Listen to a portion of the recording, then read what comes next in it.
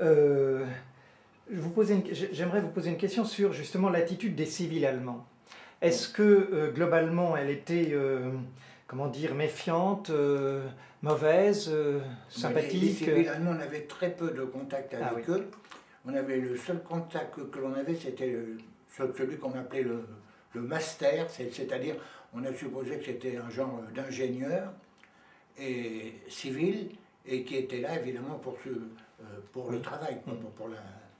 Oui, apparemment, les Mais, Allemands évitaient que vous soyez en contact avec la population, ah mais la population, ou des travailleurs dans... oui, Oui. c'était juste des gens d'extérieur qui Mm. venaient, mais il y en avait très très peu. Hein. D'accord, oui. On avait affaire surtout au Fort Arbeck, quoi, les capots, quoi. Mm. Les capots qui nous surveillaient dans le travail. Hein. Et alors il y avait des SS aussi qui étaient là, mais on a eu très peu affaire aux SS. Hein. C'est les capots qui nous amenaient au travail et qui pendant le travail même nous surveillaient. Hein. Alors il y avait quelques civils allemands, dont un que j'ai un souvenir de lui parce que il m'a beaucoup touché et puis en plus j'avais droit à ma petite biscotte de temps en temps. Parce que moi, je travaillais à l'intérieur de la carlingue de l'avion. Ah oui, d'accord. J'étais chargé des portes, vous savez, Oui. pour les lance-bombes. Mm. Et donc, je travaillais à l'intérieur de la carlingue, c'est-à-dire le haut du corps était caché par la carlingue. Et quand je travaillais, on me voyait juste les pieds qui étaient sur une estrade. Et donc, ce civil allemand, des fois, il arrivait en braillant. Et puis me déposait une petite biscotte à l'intérieur de la carlingue. Voyez-vous, pour vous dire que... Mais il le faisait discrètement parce que je pense qu'il aurait été vu, il aurait eu des problèmes. Oui. Et il m'obligeait même à la manger à l'intérieur de... Bien sûr, Alors, oui. personne ne voyait, puisque on ne voyait que les pieds, voyez-vous. Et ce civil-là, un jour, il arrive, il avait la tête complètement gonflée, les yeux complètement... Alors... parce qu'on parlait quand même un peu avec eux, hein. Oui. Et puis on arrivait à se faire comprendre, et puis on arrivait à comprendre aussi. Alors je lui demande, parce qu'on parlait quand même un petit peu avec eux, on parlait surtout travail, mais de temps en temps quand même on essayait, et un beau jour il arrive la tête enflée, les yeux complètement fermés, puis on voyait qu'il avait un problème. Alors je lui demande en arrivant, parce qu'on lui disait bonjour, hein, quand il arrivait toujours bonjour, en allemand évidemment. Et puis je lui demande comment ça va, c'est-à-dire wie geht's? Il se met à pleurer. Il me prend dans ses bras, toujours à l'intérieur de la carlingue. Il me prend dans ses bras et il me dit, Berlin avait été bombardé, il avait perdu sa femme et ses 2 enfants dans le bombardement. Pour vous dire qu'il y avait... Il m'a serré, écoutez, excusez-moi, mais j'ai gardé un souvenir de ce gars. Malheureusement, on n'a pu rien faire pour lui à la libération, puisqu'on a été évacué du camp, mais autrement, je crois que j'aurais essayé de l'aider, moi, ce gars-là. Il m'a jamais bousculé, sauf quand il y avait un SS à proximité, il braillait, hein. Enfin, bon, mais j'en conclus que c'était pas un nazi. Oui. Mais il était pris dans un système, et puis bon, il ne pouvait pas faire autrement. Parce que celui qui n'était pas dans le système, hein, parce que tous les jours, ils ont fusillé au camp. Hein. Même à Klinker, là, je ne vous l'ai pas dit, mais à Klinker, il y avait un champ de tir. Oui. Et tous les jours, ils fusillaient des gars là-bas. Et des Allemands, hein. Des Allemands, hein. Parce que moi, je n'ai jamais travaillé au champ de tir, mais j'ai des camarades ayant été, et des fois ils disaient, tiens, ils ont fusillé, aujourd'hui ils ont fusillé 3 SS, ou ils ont fusillé, enfin, tous les jours ils ont fusillé. Hein. Des SS aussi? Ah ben oui, mais les SS, il faut savoir un petit peu, les jeunes qui étaient dans les jeunesses hitlériennes, bon, avec l'âge, après ils étaient SS. Mais quand ils ont été pris à 12, 13, 14 ans, 15 ans, dans les jeunesses hitlériennes, bon, ben, ils ont été conditionnés comme ça, et puis après, ils ne pouvaient plus faire marche en arrière. Parce que le jour, il dit maintenant, bon, je ne veux plus, ça ne m'intéresse plus, j'ai changé d'avis. Bon, ben, ils ont fusillé. Hein. Ah oui, oui. Alors, les civils, je vous dis, moi, j'ai connu ce civil-là. Eh bien, avec moi, il était extrêmement correct. Et je vous dis, le jour, je l'ai vu, là, sa famille a été tuée dans un bombardement de Berlin. Ben, vous savez, ils ont été victimes, vous savez qu'ils ont été aussi victimes de leur système. Hein.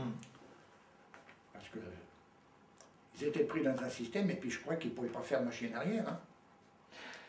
Oui, puis c'est sûr qu'il y a eu... Moi, c'est mon sentiment. Hein, il y avait beaucoup d'opposants, puisqu'il y avait autant de communistes que de nazis au départ en Allemagne, en 34, dans les années 20, avant la prise du pouvoir par Hitler. Oui, mais en 33 et 34, quand ils ont fait les premiers camps, c'était pour leurs opposants. Hein. C'était les communistes, les socialistes, hein, les premiers. Oui. Et puis alors, il y avait aussi beaucoup de témoins de Jéhovah. Oui. Au camp où j'étais, il y avait beaucoup de témoins de Jéhovah. Et donc, dans le camp, quand vous êtes arrivé, la résistance, enfin, oui, les résistants ou les communistes allemands avaient déjà pris le contrôle d'un certain nombre de tâches. Ah oui. Et quelle attitude ils avaient par rapport à vous, résistants politiques français? Ils ne savaient pas à qui ils avaient affaire. Ah, ils savaient pas. Moi, je n'ai jamais eu affaire directement à un politique allemand. Mais par l'intermédiaire de... Bon, pour en citer qu'un, Bagarre par exemple, Bergeron qui était dans mon bloc à moi, bon, Bergeron a été fusillé au camp. Oui. Bon, eh bien, par l'intermédiaire de ces gars-là, on savait quand même que les politiques allemands nous aidaient. Oui. On le savait, mais on n'avait aucun contact. Vous n'aviez pas de contact, d'accord. Non, parce que ça c'est comme dans la résistance, hein. On connaissait juste un minimum. Mais on savait, moi je le savais, que les politiques allemands nous aidaient et nous informaient, parce qu'on avait des informations. Hein. Moi, j'ai toujours été au courant de ce qui se passait. Hein. Parce que ces politiques allemands, ils avaient leur famille à l'extérieur. Donc, eux, ils recevaient du courrier, ils recevaient des colis. Ils avaient du courrier. Ah oui. Ah ben moi aussi, on avait le droit à envoyer des lettres. Hein. Je les ai encore, mes lettres. Ah oui. Mais elles sont écrites en allemand. Ah oui. On avait un modèle au tableau, il y avait un grand panneau, ils écrivaient, bon, je suis en bonne santé, je travaille, je peux recevoir des colis. C'était ça le texte. Oui. Et puis c'est tout. Puis en fin de compte, les colis, quand ils arrivaient, bon, ils prenaient ce qu'ils voulaient dedans. Hein. On avait 3 fois rien, nous. Hein.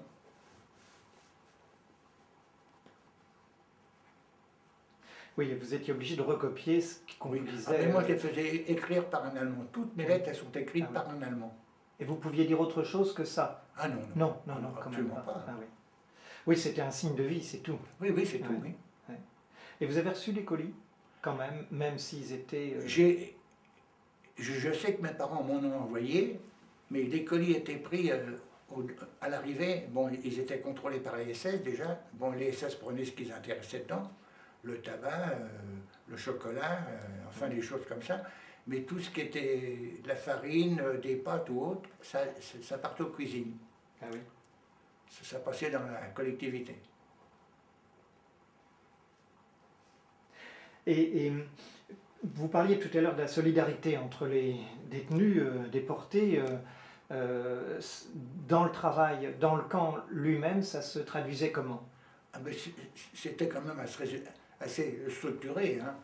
Oui. Ah oui, quand même, parce que la solidarité, ça se passait en petit groupe. Quand on connaissait un camarade que l'on savait qui pensait comme vous et qu'il était là pour la même raison que vous, bon, ben, on faisait ce qu'il fallait.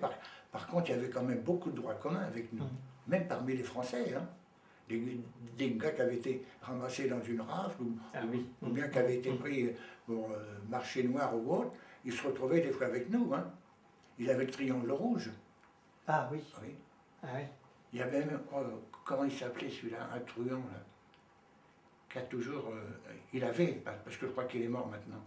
Je ne me rappelle plus comment il s'appelait. Oh, ça va me revenir.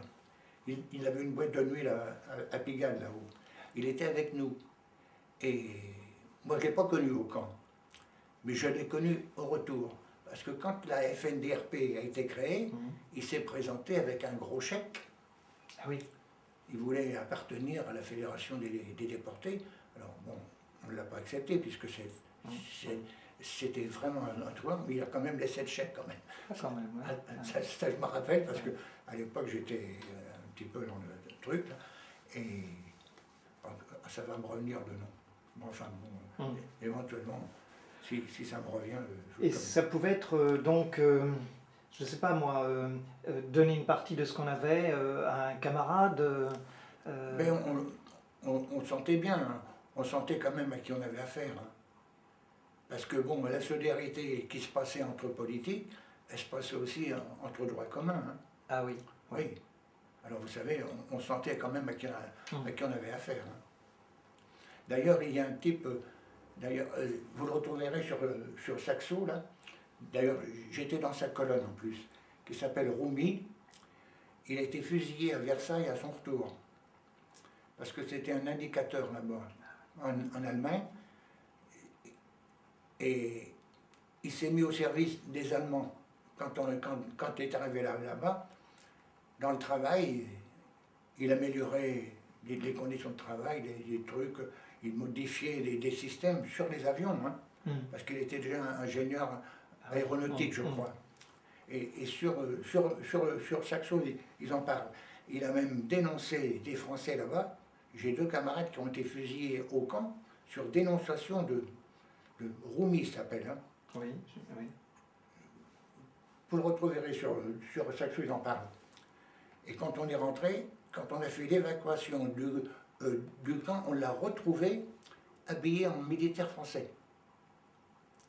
Alors là, on l'a fait arrêter, parce qu'au camp, il dénonçait le sabotage et tout. Hein. Ah oui, oui. Il a été donc, on l'a retrouvé encore en Allemagne, mais habillé en officier français. On l'a fait arrêter. Il était jugé à Versailles tout de suite après la guerre et fusillé à Versailles. Parce que des gars comme ça, il y en avait aussi. Hein. Ah oui.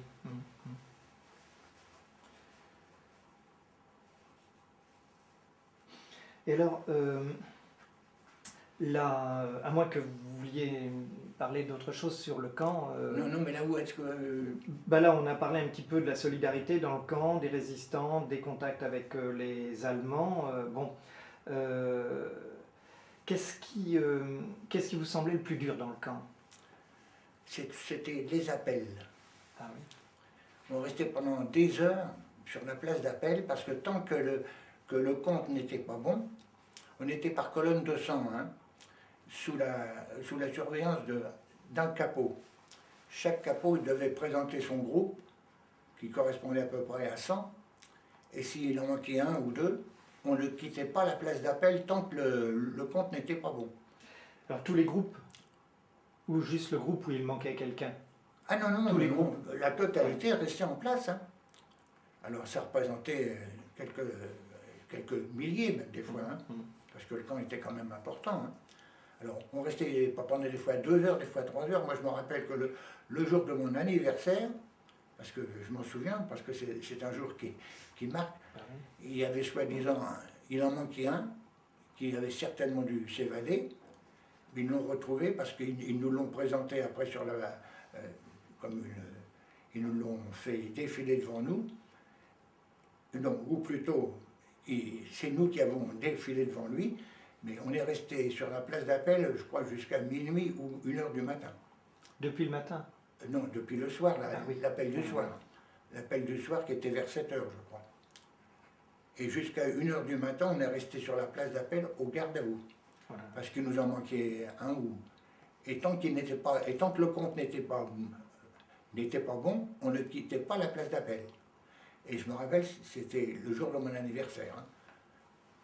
Hein. Alors après, bon, ils l'ont retrouvé, ou bien même ils ne l'ont pas retrouvé, mais ils nous ont fait un simulacre, ils nous ont monté sur une estrade où on défilait tous devant, ils nous ont monté un cadavre, là, et...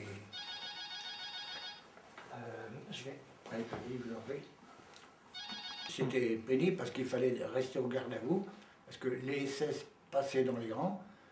Alors comme moi j'étais grand par rapport à certains, J'étais au dernier rang, au 5e rang. Oui. Ils passaient derrière nous dans les rangs. Et si vous n'étiez pas au garde à vous, eh bien vous aviez droit à un bon coup de pied dans le derrière, quand c'était pas plus. Hein. Ah oui. Alors, certains appels duraient des fois plusieurs heures. Hein. Parce que aussi, il y avait les pendaisons, les punitions, les gars qui avaient été pris pour sabotage ou pour autre. Il y avait des pendaisons 2-3 fois par semaine. Ils pendaient 3 ou 4 gars là, sur la place d'appel, au son de la musique, parce qu'il y avait un orchestre. Hein. Ah oui. Il y avait l'orchestre et les pendaisons se passaient comme ça. Il y avait aussi les punis qui prenaient 25 coups de goumis sur les fesses ou sur le bas des reins. Hein. Alors tout ça, ça se passait pendant les appels. Ah oui.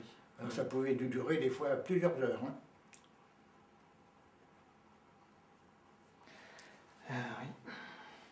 Alors, après les appels, ben, on rentrait au bloc, la soupe, et un peu de toilette quand on pouvait, parce que la toilette c'est pareil, on passait souvent à côté. Hein. Et on essayait de se reposer. Oui. Alors quand il n'y avait pas d'alerte dans la nuit, on arrivait à faire une nuit à peu près normale, mais quand il y avait des alertes, ils nous faisaient sortir en plein air, et la DCA au-dessus et les avions des fois que l'on voyait qui se faisaient descendre. Hein.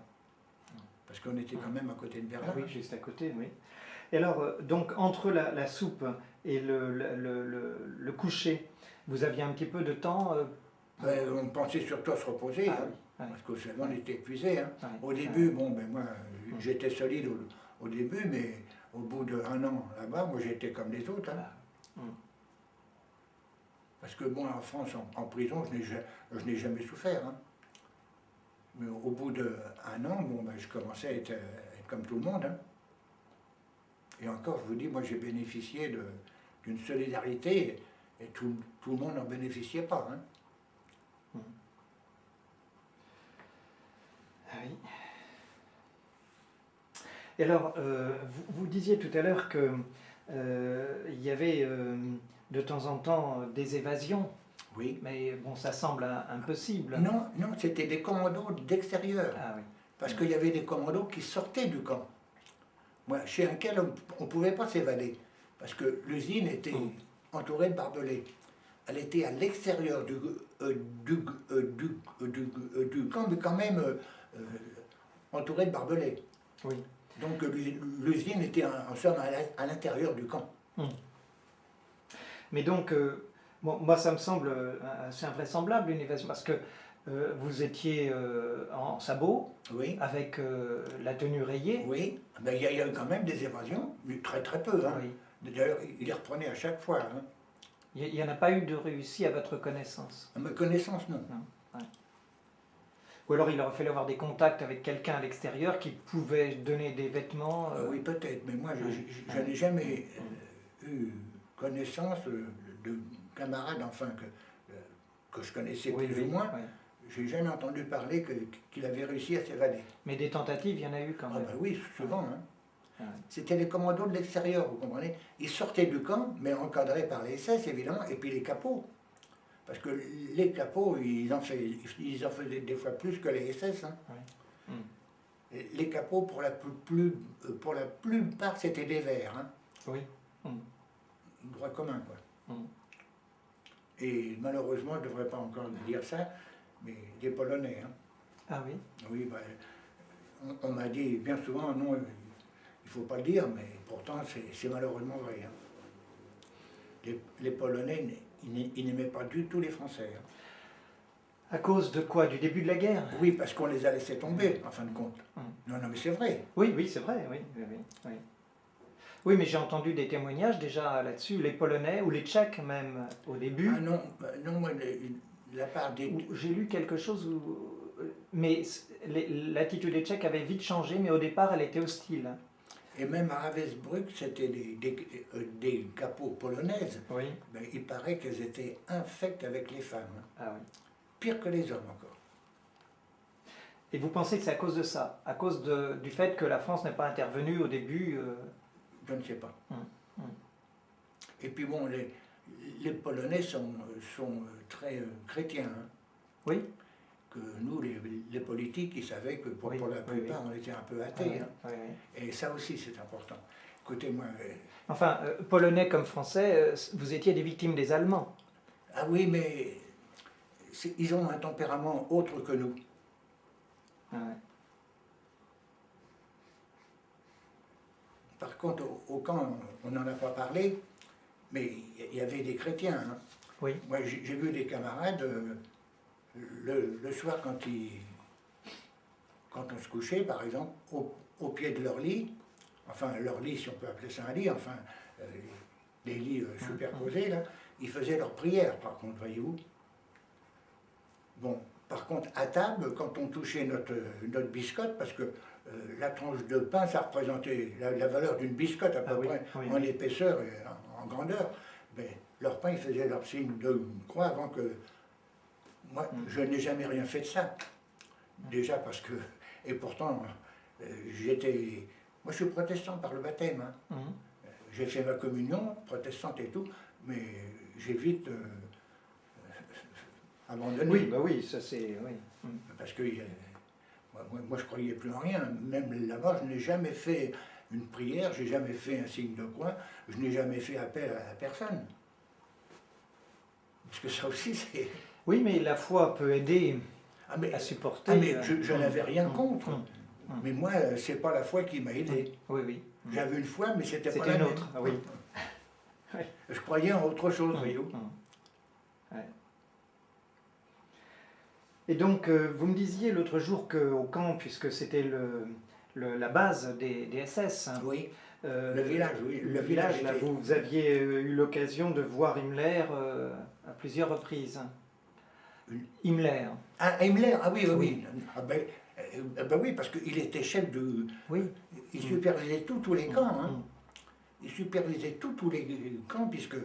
Mais il habitait, lui, Oranienburg. Oui. Parce que j'ai même des camarades qui sont allés faire des décorvées chez lui. Maintenant, je crois que sur Saxo, ils en parlent. Ils sont allés dans son appartement pour faire des travaux. Ah ben Himmler, on le voyait souvent. Hein. Ah oui. Ah ben oui. Puisque quand il y avait des appels là, qui duraient des heures, il défilait, il passait avec des SS dans les rangs et tout. Hein. Ah oui, moi je l'ai vu comme tout le monde. Hein. Et est-ce que le fait d'être, au fond, le camp expérimental des SS faisait que le camp était plus dur que d'autres? Je ne crois pas qu'il était plus dur. Ah oui. Parce que vous savez, je crois que dans tous les camps, c'était à peu près le même régime. Hein. Non, je ne crois pas qu'il était plus dur, il était peut-être un peu moins dur. Parce que moi, j'ai lu pas mal des choses sur Dachau, j'ai lu sur Mauthausen et tout ça. Eh bien, je m'aperçois qu'ils avaient des commandos quand même qui étaient très très durs aussi, que moi je n'ai pas connus à Saxo. Ah oui. Alors, un truc, parce que... Ah, c'est pas vrai. Excusez-moi. Oui. Vous n'avez pas arrêté votre caméra là.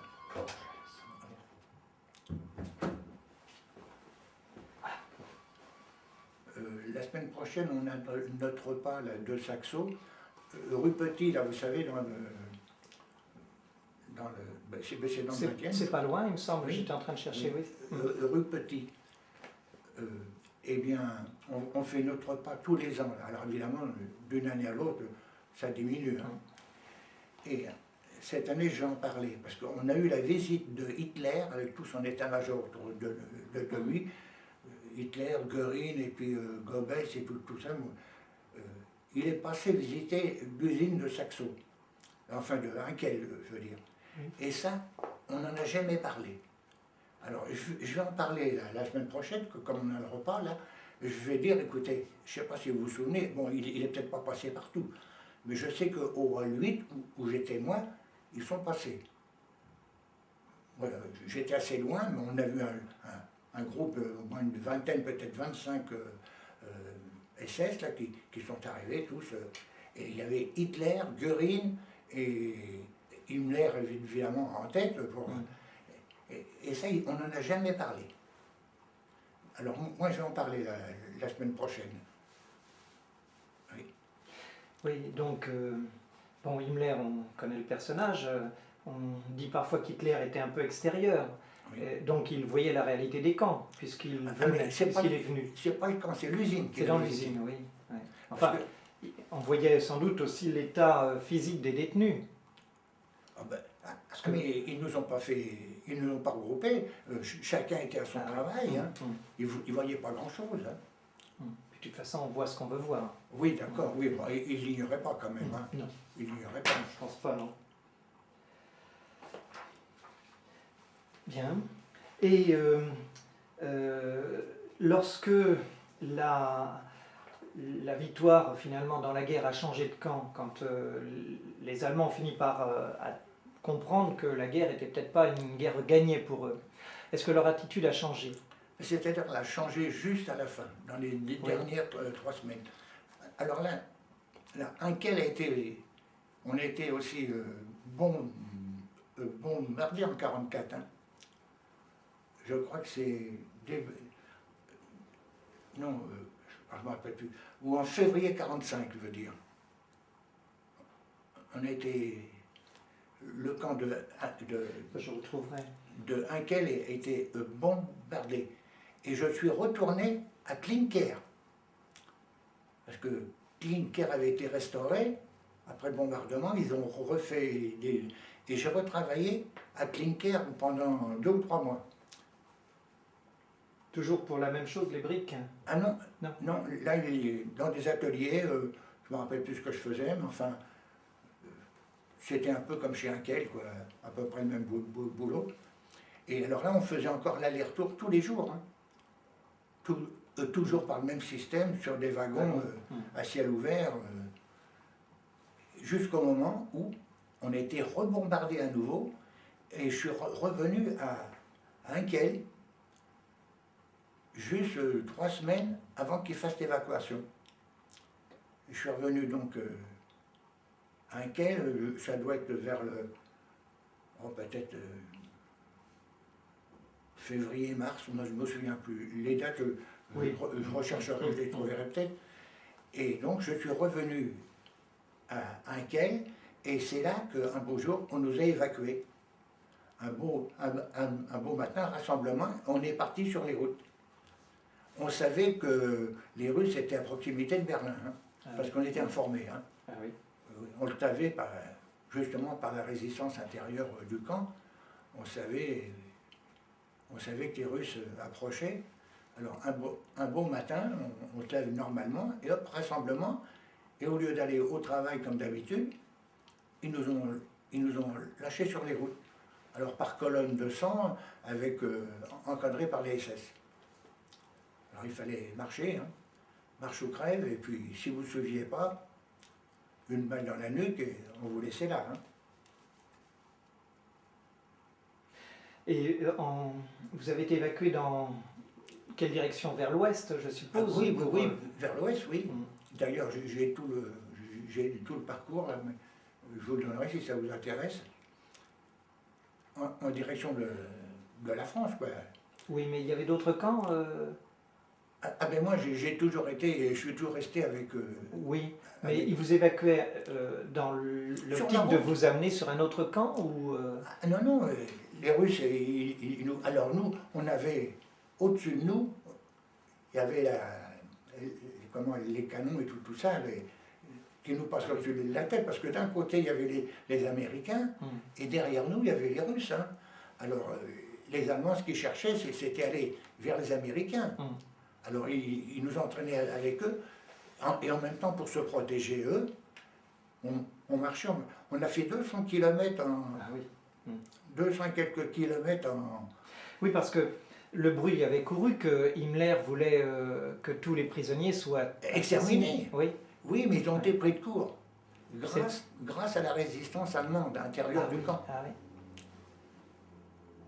Parce que la résistance allemande a réussi à, disons, ils ont engagé certainement pour parler en disant, bon, accepter, enfin, moi je suis vaguement au courant, mais je ne Oui. pourrais pas vous dire exactement comment ça s'est passé. Quand les Allemands ils ont vu que c'était la fin, bon, ils ont dû passer un accord avec la résistance à l'intérieur, en disant, bon, vous nous laissez partir, et puis... Alors, on est parti sur les routes, on a fait, je vous dis, 200 km, alors tous les jours, on s'arrêtait en pleine nature, hein, en pleine nature, on couchait comme ça, à même le sol, à même le sol, vous dites, ça représente à peu près 200 km que l'on a fait entre donc, Sachsenhausen et puis Schwerin. J'ai le parcours, si un jour ça vous intéresse, le trajet, je vous le ferai parvenir. Mais alors, bon, que les SS aient voulu partir pour se sauver, Oui. je comprends, mais les prisonniers, vous dites, ils ont emmené les prisonniers pour se protéger. Ben oui. Oui, parce que sur les routes, alors, et puis ils voulaient quand même pas nous abandonner dans la nature. Hein.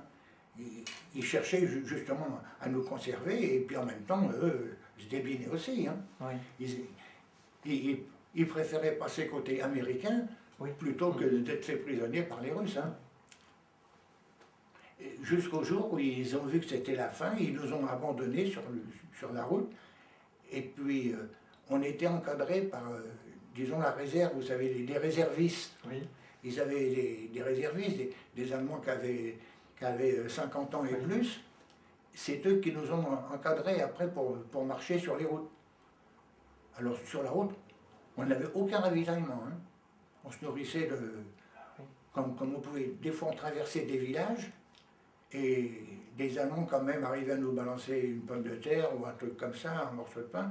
Mais eux-mêmes, les Allemands, ils avaient intérêt à le faire discrètement. Ah oui. Ah oui. Ah oui. Ben oui. Il y a donc eu, à ce moment-là, quand même une solidarité aussi de la population allemande. Très peu. Très peu, oui. Très peu. Parce qu'ils prenaient aussi un risque. Hein. Et j'ai même traversé un village où j'ai mon cousin, celui que je vous ai parlé, là, qui s'est pendu à son retour parce que, bon, il avait été déçu.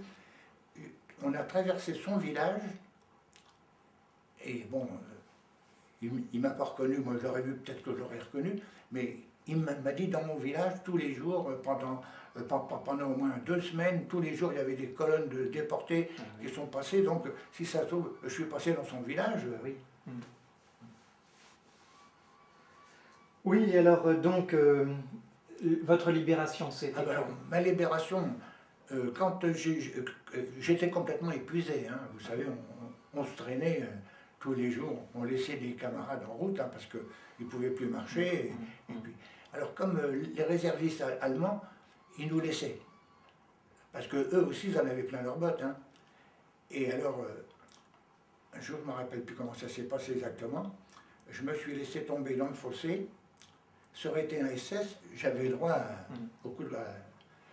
Et comme c'était des réservistes qui étaient comme nous, ils en avaient plein les bottes et puis ils en avaient marre aussi, ils m'ont laissé. Je suis tombé dans un fossé avec un camarade français qui était encore plus épuisé que moi. Et à la nuit tombante, on s'est relevé, mais ça continuait à passer. Hein. Les colonnes, elles continuaient à passer quand même. Hein. On les voyait, enfin on les entendait et tout, puis ça braillait et tout. Et dans la nuit, on était un peu ravigotés. On a vu dans une petite lumière dans la plaine. On est allé vers cette lumière. On s'est traîné parce qu'on était complètement épuisés. Hein. D'ailleurs, le camarade, le lendemain, il est mort à la ferme. Enfin, alors donc, on est allé vers cette ferme et il y avait déjà les Russes qui étaient là. Ah oui. Les Russes étaient là, avec leurs chevaux, parce que moi j'ai été libéré par les Mongols. Hein. Alors, ils étaient là avec leurs chevaux, ils occupaient la ferme. Alors évidemment, comme on était enrayés, bon, ils nous ont très bien accueillis. Bon, le camarade, il est mort le lendemain, hein, parce qu'il était complètement fatigué. Bon, moi, je me suis retapé un petit peu, ils nous ont bien reçus, nous ont fait manger tranquillement et tout. Je suis resté 1 semaine avec eux. Je suis resté une semaine, et puis au bout d'une semaine, j'ai un camarade qui nous a retrouvés, qui était aussi dans la nature, et il est passé par cette ferme, et puis avec lui, bon, on a essayé de passer côté américain. C'est ce qui s'est passé. Alors donc, avec le camarade là en question, qui m'a récupéré à la ferme, on est passé côté américain. Les Russes vous ont laissé partir? Ah oui, oui. Oui. Ils nous ont pris quand même ce qu'on avait, mais gentiment. Hein. Ah bon? Mais ils m'ont chaussé par contre. Hein. Ah oui. Mais qu'est-ce que vous aviez? Ah ben, je crois même que j'avais une savate d'un côté, et puis de l'autre côté, je ne me rappelle plus. Ah oui. Mais enfin, on était vraiment comme des clochards. Hein. Et puis on n'arrivait plus à se traîner. Et alors, par contre, les Russes, ils m'ont chaussé. Ça, je me rappelle d'ailleurs, ces chaussures, je les ai ramenées, c'était des chaussures montantes, mais lacées jusqu'au bout, là, vous voyez. Ah oui. Ah, ça, je me rappelle. Ah oui, oui, c'est surprenant ça. Hein. Alors, je suis rentré quand même confortablement chaussé. Ah oui, c'est important. Hein. Alors, je suis passé donc avec l'autre camarade qui m'avait retrouvé. On est allé jusqu'à Schwerin. On a fait ça à pied, je crois, dans la journée. Et puis, à Schwerin, c'était la caserne Adolf Hitler. Ah oui, oui. Et là, ils regroupaient tous les déportés comme nous, quoi. Ils regroupaient là, et on était sous le contrôle américain. Hein. Vous n'avez pas eu de problème pour arriver jusque-là Ah ben, il y avait la ligne Oui. de séparation. Oui. Les Russes, ils nous ont fait passer gentiment, on n'a pas eu de problème. Oui. Et donc, à partir de là... On se retrouve à la caserne d'Adolf Hitler, à Schwerin. Il y avait des milliers de gens là. Hein. Il y avait même des prisonniers allemands. Et alors, c'était sous contrôle américain là. Hein. Alors là, c'est pareil. Ils nous ont interrogés, tout un tas d'informations qu'ils voulaient avoir. De quel camp vous étiez, depuis quand, enfin... Oui, parce que vous n'aviez plus d'identité. Ah ben non, juste notre matricule. Ouais. Et ça, c'est pas une preuve pour eux de votre identité. Ah non. D'ailleurs, même à la caserne Schwerin, on a retrouvé des SS avec le costume rayé. Ah oui. Parce qu'il y en a beaucoup pour échapper au... Ah oui.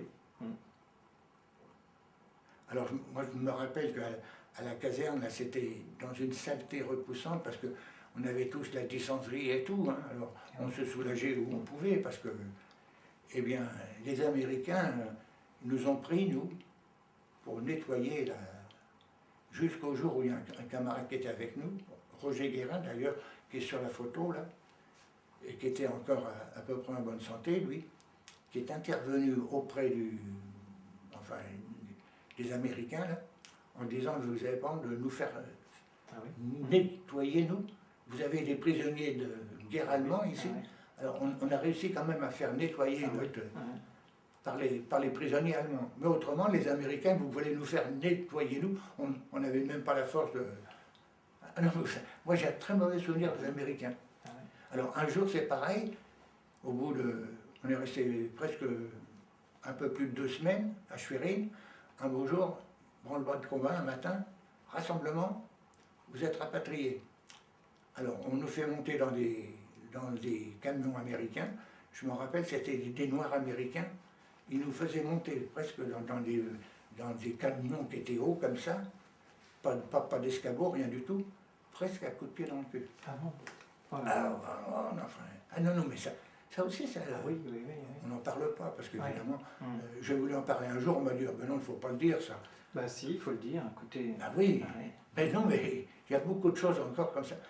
Les Américains nous faisaient monter à coups de pied dans le cul dans les camions, soi-disant pour être rapatriés par avion. Ils nous emmenaient à Solingen. D'ailleurs, la photo là, du groupe, elle était prise sur le terrain d'aviation à Solingen. Et puis en fin de compte, on est resté toute la journée en plein soleil. Et puis le soir, non, il n'y a pas d'avion, on nous a ramenés à la caserne Schwerin. Et c'est que le lendemain, rassemblement à nouveau, et on était rapatriés par chemin de fer. Par la Hollande, la Belgique, Valenciennes et Paris. Lutetia. J'ai fait que de passer à Lutetia, je ne suis pas resté longtemps. Ah, Parce que le midi, je crois qu'on a dû arriver le matin très tôt. Alors déjà à Valenciennes, on avait eu un contrôle par l'armée française, hein, qui eux aussi... Alors moi je me rappelle, j'avais gardé un genre de petit attaché-caisse, vous savez. C'est le seul truc que j'avais réussi à garder. Il y avait un rasoir dedans, il y avait, je ne me rappelle plus quoi, et il y avait des billets, des marques allemandes. Il y avait au moins 5 ou 6 liasses de marques épais comme ça, dans ce petit attaché-caisse. Et à Valenciennes, les militaires français me l'ont piqué. Ah bon? C'est démonétisé, ça n'a pas de valeur, laissez ça là. Et puis alors, ils ont dû en profiter. Hein. Oui. Ah. Parce que un an après que j'étais rentré, j'ai un camarade de mon âge d'ailleurs, qui était en occupation en Allemagne, qui m'a dit, mais les marques ils sont toujours bons. J'ai dit oui, mais...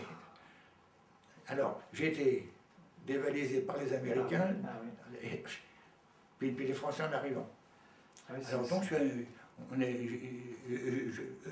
suis rentré par chemin de fer, donc, Lutetia. À Lutetia, je ne suis pas resté longtemps. Je suis resté peut-être quelques heures, parce qu'ils nous ont fait remplir encore des trucs, quel camp, votre matricule, où vous allez. Vous retrouvez votre identité. C'est ça, voilà. Ouais.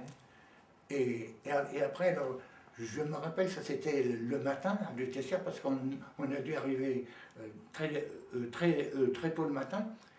Et donc, le midi, on nous a emmenés par petits groupes. Moi, j'étais dans un groupe, on était à peu près une douzaine, accompagnés par des scouts, garçons et filles. J'ai été à la toile d'avion à Place de la République. C'était comme un Boussac, qui tous les jours, il accueillait une dizaine de rapatriés, et il nous donnait un costume, et il nous faisait un repas le midi. Ah oui. Alors je me rappelle, dans les sous-sols Place de la République, là.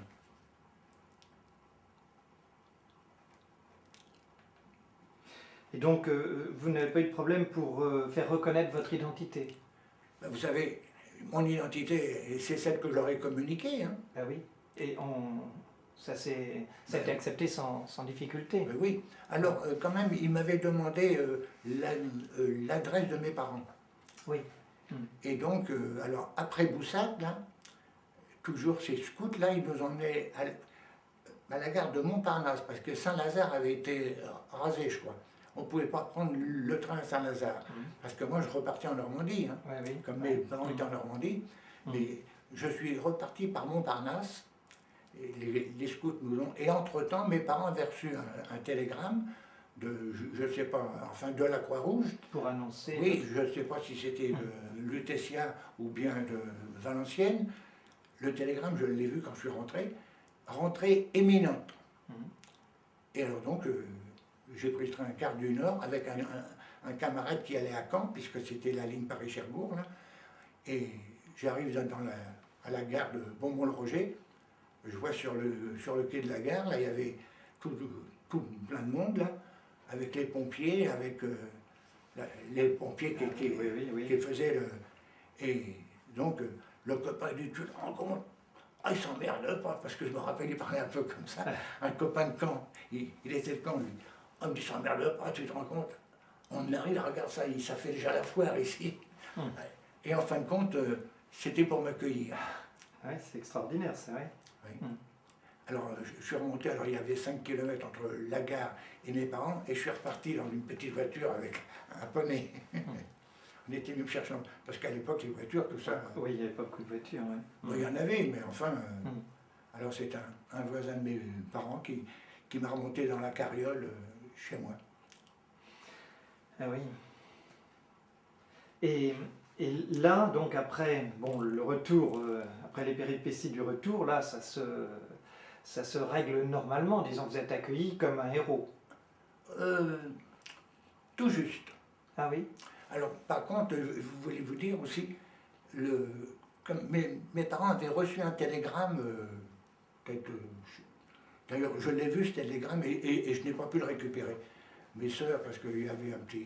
on ne s'entendait pas tellement, j'ai une grande sœur qui nous a fait les pires vacheries. Et, le télégramme, je l'ai vu pour le retour, et j'ai vu aussi un autre télégramme comme par lequel j'avais été fusillé. Ah oui. La Croix-Rouge avait envoyé un télégramme fusillé. Alors on ne m'attendait plus, moi, en Normandie. Sauf quand ils ont reçu rentrée imminente. Alors là, bon, ils ont commencé à y croire. Et le curé de ma commune était passé quelques jours avant voir mes parents en disant, bon, ben, puisque maintenant votre fils a été fusillé, il ne rentrera plus, dimanche, on fait une messe pour lui. Je suis rentré, je crois, le vendredi. Autrement, le dimanche, j'avais le droit à ma messe.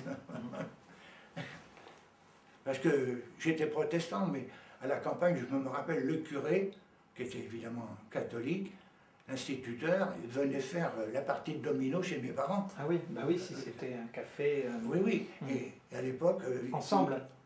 Oui. Ah oui. Pour vous dire qu'il y avait un autre climat. Mes parents étaient protestants, mais le curé venait faire sa partie domino avec l'instituteur, qui était un laïc. Ben oui, c'est pour ça que je posais les questions. Oui, oui, non, mais pour vous dire que il y avait un autre climat que maintenant. Ah oui. Et donc, après la guerre, là, après la guerre, les problèmes que vous m'évoquiez tout à l'heure se sont posés assez vite, d'une hostilité liée à votre résistance. Voilà, quelques jours après, les gendarmes sont venus chez mon... voir, bon, classe 43, conseil de révision, voilà. Oui. D'une part, donc, avec l'administration officielle, les gendarmes qui représentaient l'armée et la loi, et donc aucune attention parce que vous aviez été résistant et déporté, c'est comme si, ce que vous disiez tout à l'heure, ça n'avait pas eu lieu. Il ne s'était rien passé. Voilà. Et après, ensuite, sur le plan professionnel, donc, dans votre métier, vous avez été là aussi... Ah oui, mais je suis resté quand même 1 an sans travailler. Hein. Ah oui. J'ai mis quand même 1 an pour me retaper. Hein. Parce qu'il fallait que je fasse toutes les démarches là, pour régulariser ma situation. Parce que les gendarmes, ils m'ont dit, bon, ben, nous, pour nous, ça ne compte pas. Il faut apporter la preuve. Alors c'est comme ça, je suis remonté en Bretagne, j'ai retrouvé des copains, et puis c'est là que j'ai réussi à prouver que j'avais fait de la résistance, et c'est là que j'ai découvert que j'étais donc au Front National. Oui. Et vous disiez 1 an pour vous retaper, physiquement et psychologiquement aussi peut-être. Mais vous savez, j'étais quand même un peu déçu en rentrant. Ah oui. Parce qu'à la campagne, bon, je ne sais pas où vous étiez à cette période, mais... Je suis né en juillet 45.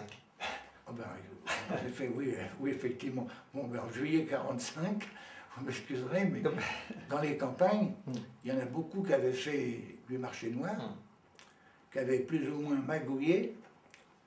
D'ailleurs, un truc aussi que je crois que j'en parle là, vous lirez le truc, dans mon village, ils ont assassiné un jeune Allemand qui se repliait du front de Normandie, qui n'était même pas armé, un jeune de 20 ans, des jeunes de mon âge, avec qui j'étais à l'école autrefois, ils l'ont assassiné. Et ce jeune soldat, il est enterré dans mon village en Normandie, là-bas. Pour vous dire que quand je suis rentré, je dérangeais un peu, hein, parce que je savais, puis alors les paysans, les BOF, les BOF, vous savez ce que c'est, oui. Oui, oui, beurre fromage, oui. Ah oui, beurre fromage, hein. Il y en a beaucoup, surtout qu'il y avait une base aérienne, moi. Il y en avait 2, il y en avait une à Évreux et une à Beaumont-le-Roger. Il y avait tous les soldats allemands, là, et c'était pas des DSS, c'était l'aviation, hein. Bon, donc des Allemands qui étaient quand même, je dirais pas corrects, mais enfin, ils n'ont jamais fait d'atrocités comme certains, quoi. Oui, ils faisaient la guerre. Hein. Ben oui, c'était des militaires. Hein. Alors, je sais que dans mon village, quand je suis rentré, je dirais pas que ça dérangeait, mais enfin, j'étais pas tellement accueilli. C'était le seul résistant dans le village. Non, on était 2. Il y avait votre père aussi. Oui, Ouais. oui, mais enfin, lui, Oui. il n'a jamais fait quoi que ce soit pour être reconnu. Hein. Mm. Il a juste eu une décoration des Canadiens, je crois, où il remerciait pour les services rendus. Quoi. Mm. Ouais. Oui, ben, c'était de la résistance. Hein. Oui, oui, mais d'ailleurs, moi je lui ai dit, il n'attendait pas, il n'était pas comme ça. Et puis il y avait un autre résistant alors. Oui. Et lui avait. Alors lui, il a le même parcours que moi, Ouais. parce qu'à la campagne, il fallait être paysan à l'époque. Hein. Paysan, ou alors, bon, moi, mes parents étaient commerçants, mais j'avais 3 sœurs, et il y avait pas, et un frère, donc il n'y avait pas place pour tout le monde. Hein. Donc moi, je suis parti en apprentissage à Rennes, et donc j'ai un camarade qui était de mon âge, lui, il est parti, on a sensiblement le même parcours. Il est parti à Grenoble, lui, aussi au chemin de fer. Et bon, mais il a fait à peu près ce que j'ai fait, et lui s'est retrouvé à Matauzen. Ah oui. Et il est rentré, on est rentré à quelques jours d'intervalle, seulement il est mort la première année. Quand il est rentré, il s'est pas retapé, rien du tout. Hein. Il est resté malade, alors comme je crois il avait eu le typhus ou un truc comme ça, il avait été soigné, mais très mal certainement. Il est mort tout de suite en rentrant. Enfin, il a dû mourir, je crois, début 46, voyez-vous. Il est rentré comme moi avec quelques jours d'intervalle. Il est mort, je crois, début. Et j'en parle sur mon truc, là, parce que j'ai fait l'année dernière, au 8 mai, là, en Normandie, où je vais tous les ans. Cette année, j'ai quand même ramené ma science. On n'a jamais parlé de ce camarade-là. Jamais.